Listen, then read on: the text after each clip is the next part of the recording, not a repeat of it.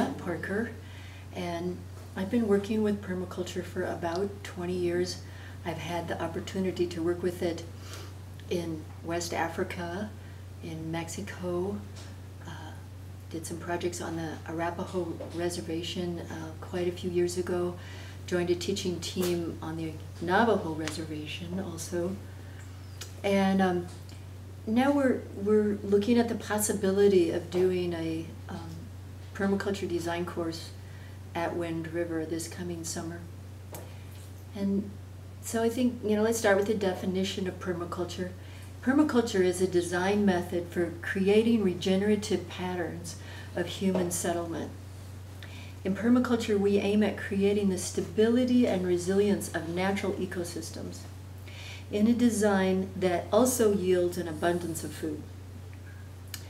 So organic agriculture has been a very important movement. It's helped us stop poisoning the land as much, at least on those organic farms.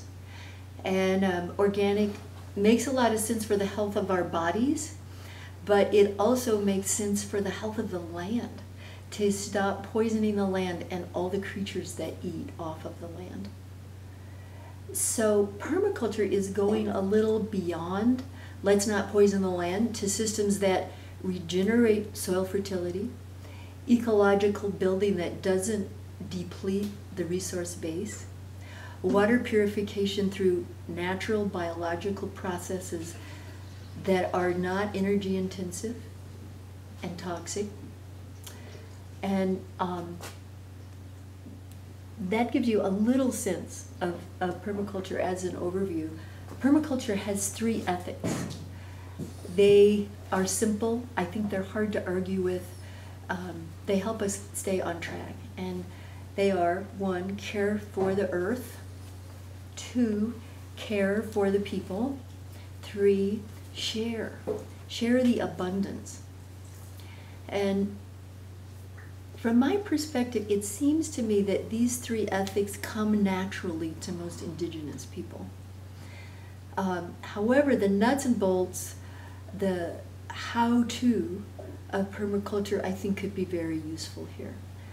And permaculture is actually based on indigenous knowledge from around the world, and it's coupled with techniques from modern technology. Permaculture also includes ideas for working with social structures, sustainable community design, financial development. So every permaculture design course that's taught, and they're taught all over the world, they're taught in over 100 countries. There's an estimated 12 million people that have done the permaculture design course. There's around 8,000 teachers. And every course is, it gives you a good global overview, but then it really focuses in on the locale, a specific place, and how do we create sustainability in this specific place. So then, what is Willow Way permaculture, and what's specific about this offering? This brings me to a story. So 2.5 years ago, I was teaching a class in a type of healing therapy. That's been my main background, 30 years as a holistic body therapist. And I was teaching a class to go into a deep meditative state. And my own experience as I was teaching was that this very large, very old willow tree was showing up in my inner vision. I tried to focus on following the instructions that I had given the class. It was like, come on, you're supposed to be holding form here and keeping the focus. But finally I realized I was being visited by this very large, very old willow tree. The next day, my friend showed me this place, and there it was, the willow. Beautiful old grandmother willow.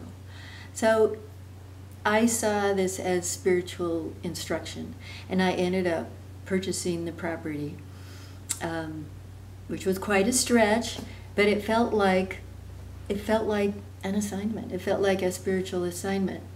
And since, over the last 3 years, this tree has been my main teacher. And a lot of good information has come through that tree, as dreams, as pictures, sometimes as words.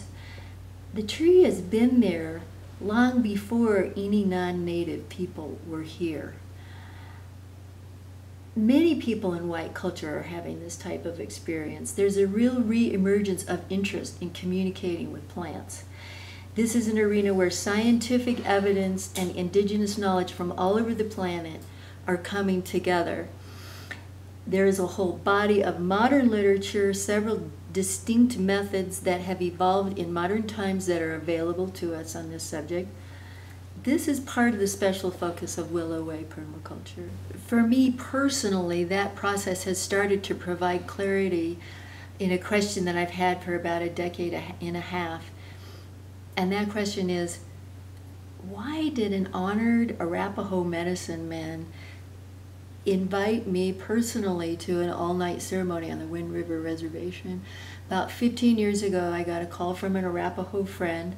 He was pretty insistent about get in your car and start driving. You can be here for this ceremony tonight. And, you know, of course, I was like, sorry, I've got plans and can't do that. And she was like, come on, get in your car and start driving. Don't make me get pushy. She was funny about it, but she was also insistent. And so I did. And, you know, it was a very wonderful experience, but I've always had this question, why was that invitation extended to me? Well, now I'm thinking that it was so I could bridge to the Arapaho Nation with this permaculture information now.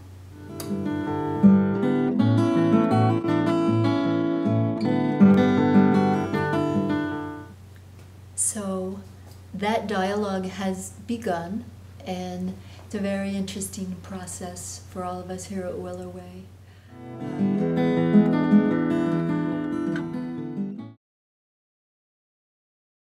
This is a slide that shows a cubic mile of oil, which is roughly the amount of oil that is used globally per year by everybody and every use of oil. And next we come to what we would need to do in terms of creating new production plants for other forms of energy if we no longer had oil. And what that would mean is we would have to have 52 new nuclear plants, 91 million plus new solar panels, 32,000 plus wind turbines, 104 new coal-fired plants every year for 50 years just to make up 1 cubic mile of oil. So now we're going to go to this graph that shows a little bit about what's happening with oil. So for a very long time, you know, in pre-industrial societies, the oil was there in the ground and we weren't using it. And then as the Industrial Revolution proceeded, we used oil at an ever-increasing rate. So now the projections are that we already have hit peak oil, which means we have come to that day that we have produced the most per day that ever will happen, and we are on the oil descent. This is something that some people, a small segment of the population, is busy preparing for adapting to that. And this slide is a really interesting one. You can see the blue jaggedy line on the left shows what annual discovery has been since 1930 when we started using a lot of oil, really just a blip on a screen in terms of human history. And then you see 2010, how discovery declines to almost zero very quickly. And then look at the green graph in the middle. This represents projected production, and production is on a steady downward decline. And then the red line in the back is annual demand. Well, annual demand has been climbing steadily, but the projected demand skyrockets over the next 2 or 3 decades as third world countries start to come into first world lifestyles, or at least working as hard as they can to realize first world lifestyles. So, this news can be pretty alarming. And in some ways, you know, a lot of people feel like, what the heck, you know, why even try? But then there's a bunch of us that feel like, you know, I'd rather go down trying and smiling. And so this is one of the reasons why people are really getting very interested in permaculture and sustainability education. And that's why at Willow Way we feel it's really time to start bonding with the land and preparing in very practical ways. Permaculture is aimed at helping us learn to adapt and learn to live in close relationship with the land again. And we're interested in sharing this information with the Arapaho because we really are interested in reciprocity, because we're interested in finding a balance after all that's been taken from the indigenous people. So now we're going to give a brief overview of some of the information that can be made available through a permaculture design course. Sponsorship of this course is being considered by various organizations within the Arapaho Nation, and we want to know what you think, and we want to know if you'd like to participate in such a course. So please get back to whatever the source of this video was. Get back to them and let them know if you'd like to participate.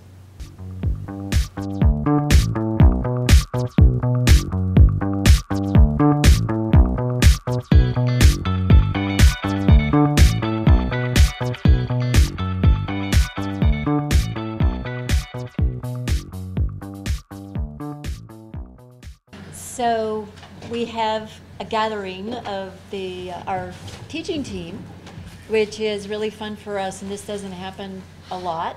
Heck, we haven't all been in the same room together before. And some of you are new to me. I'm Zia, and Jim Gibson is our fungi guy. He's a fun guy, too. He really is fun. I really love permaculture because I'm a generalist, and I like to say that because I always meet other generalists when I say that, which is really neat. But we live in a specialist world that just forces us into these little narrow strata of work that we're supposed to do. But to be connected with this earth, we have to kind of move out into more of a generalist place so we can see what's in front of us and experience the plants and experience the animals and start to see the connections between things. The design course is a transformational activity that really helps you get reconnected with your life, connected with other people, and connected with the plant and animal world. And so, you know, making those connections is subtle and challenging, but it's also very important. It's what we need to do to really shift the way we live on the planet. So, you know, at Willow Way, I really teach two areas, and I've taught some others, but these are two I'm going to talk about today: appropriate technology and green sustainable building. And appropriate technology is technology that's appropriate for the user and for the scale of use. And you know, so we teach people some of the basic techniques, the materials, formulas, things you need to know to do that. We can't cover every green building thing, but we can give you enough information that you can start knowing enough to make decisions and changing the way you might do things. For example, with straw bale, there's two basic approaches.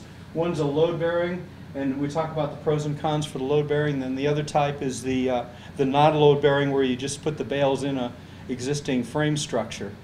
And then we get into some of the techniques, just showing, you know, sometimes in slides, sometimes hands-on, on how you actually stack things up and build them and pin them together and do this kind of practical things, that so you can do these kinds of techniques for yourself. Everybody that's got a yard or a pot or anything that's been exposed to a natural environment for any length of time has some fungi in the soil. The fungi is another key ingredient in soil building and in soil health. The fungi provide, in a natural setting, a variety of different remedial and health-giving and potentially fruit-producing functions. We like to get outside, we like to talk outside, be outside as much as possible. This is an example of using a commercially prepared inoculum that's really just a spore mass. And spores, in permaculture, we talk about working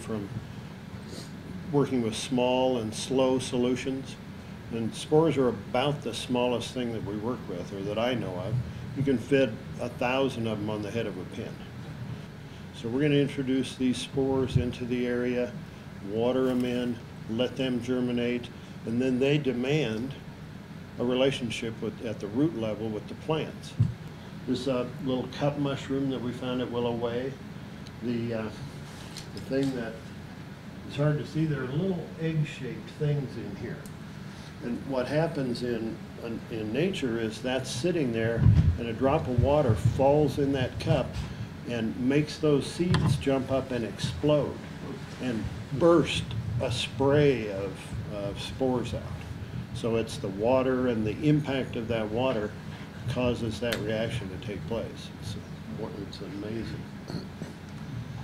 This is one of the grow bags that, like the ones that we used, this was a Colorado strain that a friend of mine gathered up in Waterton Canyon last spring, and he propagated it in a lab down at CU Denver. And then we gathered up some wood chips that I took him and inoculated those and grew them in a sterile lab culture bag, and then showed people different ways to propagate those and get something good to eat. There are some medicinal qualities to the oyster mushroom as well. The mycorrhizae has formed this relationship with the roots, and that exchange, that symbiotic exchange, is taking place. Well, when we cut these plants off, the mushroom knows that its food source has gone, and so it immediately reproduces. And underground, it disseminates massive amounts of spores into the soil. So then we can take this soil and move it into the landscape, use it to work around the plants, use it in our potting soil for seed and plant starts. We can do all kinds of things with it and give the roots of the plants that we're working with that jump start. Part of permaculture, like any form of education, is raising your awareness. This is to learn that you have more choices available to you than you probably realize. Anyone who ever has taken the victim approach is feeling trapped because they feel like they don't have a choice. And so my contribution to the Willow Way Permaculture Design Course is all about water, and in particular why it's important. The average water use for the typical American is about over 1,000 gallons a day. And that's because so much of our processes, chemical, biological, agricultural, all use water. And so part of what I'm going to explain to you guys is why water is important. You know, I think that I saw a figure the other day from the World Water Foundation that in order to make one latte, it takes 50 gallons of water. And that's because it's grown somewhere else, transported over here, and all of the components that go into that require water. Every single thing needs water. And so, you know, raising your awareness on how important water is going to be a key component.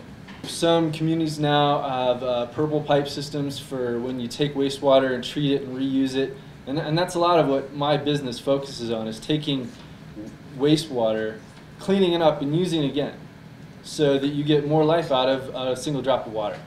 And that is in line completely with the permaculture principles. In fact, you know, one of my goals in my lifetime is to hope to get people to stop thinking that wastewater is a waste product.